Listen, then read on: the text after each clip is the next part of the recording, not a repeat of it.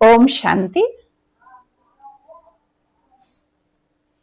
આજની આપણી આધ્યાત્મિક અને પ્રેરણાદાયક વાર્તા છે। ખૂબ સુંદર વાર્તા છે, કંઈક શીખવા મળે છે। આ એક એવા વ્યક્તિની વાત છે જે ભોળાનાથનો પરમ ભક્ત છે। એક નાનકડા ગામમાં આ ભક્ત રહેતો હોય છે અને એના જ ગામમાં એક મોટું શિવનું મંદિર છે। આ ભોળાનાથનો ભક્ત રોજ એ મંદિરે જાય છે, દૂધ ચડાવે, જળ ચડાવે, ફૂલ અર્પણ કરે અને ખૂબ વિધિપૂર્વક શિવજીની પૂજા કરતો હોય છે। થોડીક વાર શિવજી આગળ બેસી ધ્યાન લગાવે અને શિવજીને પ્રસન્ન કરવાની કોશિશ કરે। આવો એનો રોજનો નિયમ છે। હવે એકવાર એ વ્યક્તિ મંદિરે જાય છે તો મંદિરે પહોંચી અને એને યાદ આવે છે કે આજે મેં જે ચપ્પલ પહેર્યા છે એ તો કાલે જ નવા લીધા છે અને હું મંદિરમાં અંદર જઈશ, પૂજા પાઠ ધ્યાન બધું કરીશ, ત્યાં સુધીમાં જો કોઈ આ ચપ્પલ પહેરીને જતું રહેશે તો?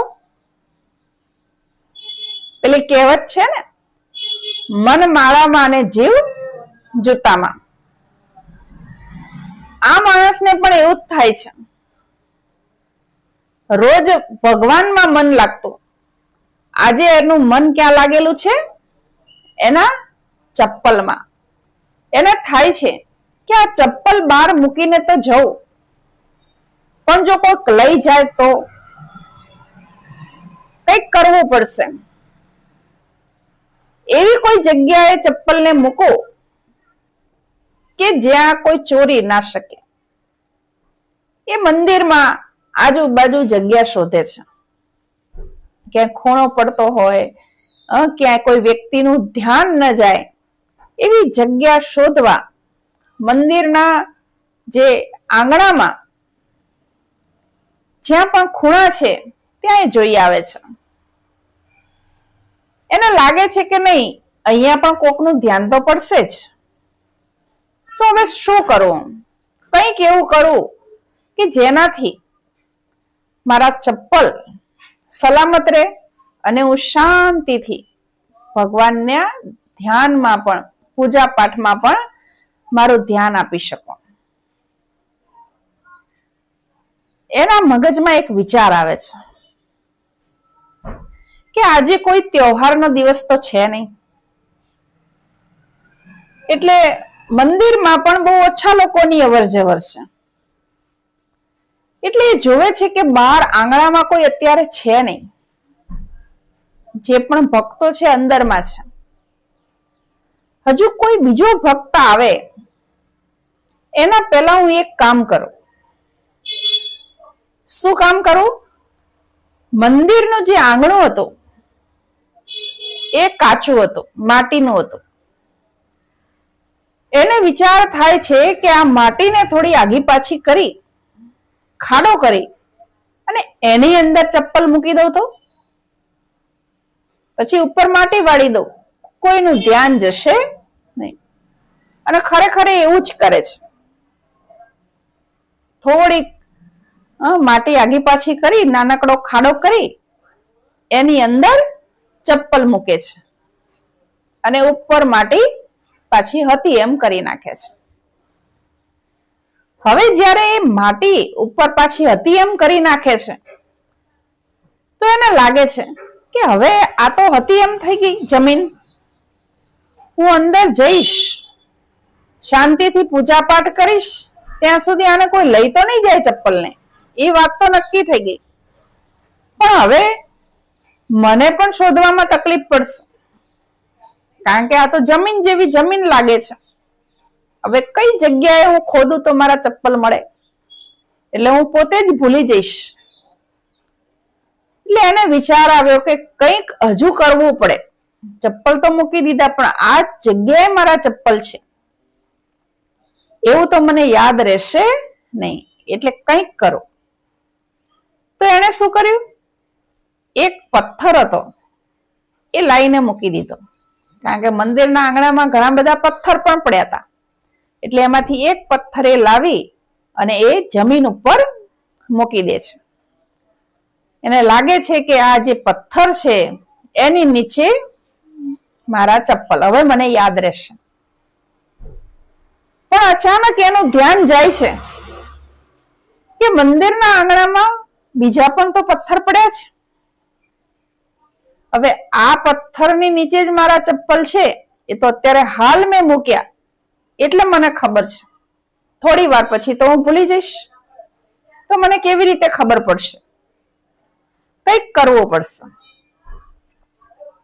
એ વિચારે છે કે શું કરું કે મને યાદ રહે કે આ મંદિરના આંગણામાં આ જ જગ્યાએ મારા ચપ્પલ છે. એના માટે કંઈક નિશાની તો મારે કરવી પડે. એને શું કર્યું? એ જે પથ્થર હતો ને એની પર થોડાક ફૂલ મૂકી દીધા. મંદિરના આંગણામાં ફૂલના ઝાડ તો હોય જ, તો જે થોડાક ફૂલ પડ્યા હતા ઝાડ નીચે એ વીણીને લઈ આવે છે, અને એ જે પથ્થર હતો એ પથ્થર આગળ થોડા ફૂલોની ઢગલી કરી દે છે. અને હવે નિશ્ચિંત થઈ જાય છે.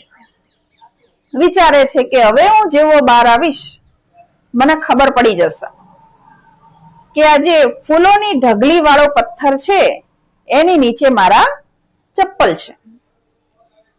તો શાંતિથી હવે હું પૂજા કરી અને આવીશ તો પણ મારા ચપ્પલ ચોરી થવાના નથી. હવે આટલું કરી એ વ્યક્તિ મંદિરમાં અંદર જાય છે. રોજના નિત્યક્રમ પ્રમાણે શિવજીને જળ ચડાવે છે, દૂધ ચડાવે છે, ફૂલોથી પૂજા કરે છે. જે પણ વિધિ રોજ એ કરતો હોય છે કરે છે. હવે એ નિશ્ચિંત છે કે હવે મારા ચપ્પલ ચોરી થવાના નથી. શાંતિથી ધ્યાન, પૂજા પાઠ બધું પતાવે અને પછી બહાર આવે છે. અને બહાર આવી અને જોવે છે તો એણે જ્યાં ચપ્પલ મૂક્યા હતા એ ખૂણામાં ભીડ લાગેલી છે, લોકો ઉભેલા છે. એ વિચારમાં પડી જાય છે કે શું થયું? મંદિરના આંગણામાં આજે કેમ બધા લોકો ભેગા થયા છે? કારણ કે આમ તો સીધા મંદિરમાં આવે દર્શન કરવા અને પછી બહાર નીકળે, તો આજે આંગણામાં કેમ ઉભા છે બધા? એ જઈને જોવે છે, પૂછે છે એક વ્યક્તિને કે શું થયું ભાઈ, કેમ બધા ભેગા થયા છો? એક વ્યક્તિ એને જવાબ આપે છે કે જો ભાઈ, અહીંયા પૂજા કરી પછી અંદર જજે. પેલો વ્યક્તિ કે કેમ? તો કે અહીંયા પૂજા થયેલી હતી. તો કે શેની પૂજા થયેલી છે? થોડા વ્યક્તિઓ આગા પાછા થાય છે અને પેલો વ્યક્તિ જોવે છે તો આ એ જ પથ્થર છે કે જેણે જે પથ્થરને એણે મૂક્યો હતો એના ચપ્પલ ઉપર અને થોડા ફૂલ મૂક્યા હતા. લોકોએ સમજી લીધું કે આ પૂજા કરવાનું કોઈ સ્થાન લાગે છે, કારણ કે આ ગોળાકાર પથ્થર હતો અને ત્યાં ફૂલ ચડેલા હતા. લોકોને લાગ્યું કે અહીંયા પણ પૂજા કરી અને પછી મંદિરમાં પૂજા કરવાની હશે, એટલે લોકો ત્યાં પૂજા કરવા રોકાયા અને ત્યાં પૂજા કરી અને પછી અંદર જતા બધા.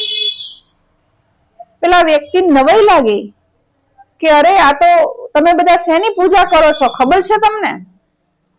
પેલા બધા કે કેમ? તને ક્યાંથી ખબર હોય શેની પૂજા કરીએ? અહીંયા પૂજા થયેલી હતી એટલા માટે આપણે પૂજા કરી અને પછી મંદિરમાં જવાનું છે. પેલો ભાઈ કે છે કે ભાઈ અહીંયા તો મારા ચપ્પલ છે, કાઢીને બતાવે છે. એ પથ્થર ખસેડે, થોડી માટી આગી પાછી કરી અંદરથી ચપ્પલ કાઢે છે. બધા આશ્ચર્યથી જોઈ રહે છે. ના હોય આવું કેવી રીતે બની શકે? અંદરથી ચપ્પલ કેવી રીતે નીકળે? પેલો ભાઈ બધી હકીકત જણાવે છે કે જો ભાઈ, મેં કાલે જ ચપ્પલ લીધા હતા અને મારું ધ્યાન ચપ્પલમાં ના જાય એના માટે મેં આ ઉપાય કર્યો હતો. અને તમે બધાએ શું કર્યું? શેની પૂજા કરી? ચપ્પલની પૂજા કરી.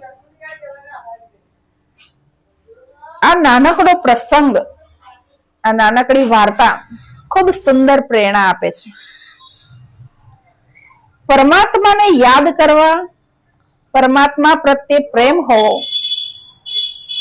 પરમાત્મા પ્રત્યે સાચો ભાવ હોવો, શ્રદ્ધા હોવી એ અલગ વસ્તુ છે અને અંધશ્રદ્ધા હોવી એ અલગ વસ્તુ છે.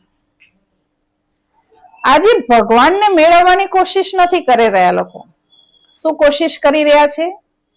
જ્યાં ભીડ વધારે હોય ત્યાં જવાનું, જ્યાં લોકો વધારે જતા હોય ત્યાં જવાનું, લોકો જે કરતા હોય એ કરવાનું. પરમાત્મા આપણા પિતા છે.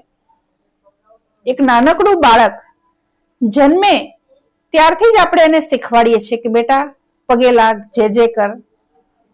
કારણ કે પરમાત્મા આત્માના પિતા છે, તો પરમાત્માને યાદ કરવા એ દરેકની ફરજ છે. તો જો એ રીતે આપણે યાદ કરીએ છીએ દિલથી, તો ભલે ગમે તે સ્વરૂપે યાદ કરતા હોય, કઈ ફરક નથી પડતો. પરંતુ શ્રદ્ધામાં જ્યારે અંધશ્રદ્ધાનો પ્રવેશ થઈ જાય છે, ત્યારે એ પરમાત્માની યાદ નથી રહેતી. ફક્ત એક દેખાવ બની જાય છે કે આણે કર્યું એટલે મારે કરવાનું છે. જેમ પેલા બધા વ્યક્તિઓએ વિચાર્યું કે અહીંયા પૂજા થયેલી હતી એટલે આપણે પણ પૂજા કરવાની છે.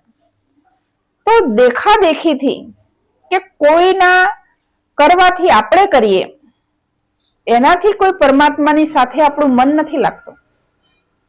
પરમાત્મા, પરમ શક્તિ, સર્વોચ્ચ શક્તિ એ એવો વિષય છે કે જેને કોઈ દેખાદેખીથી કે ભીડથી કોઈ લેવા દેવા નથી.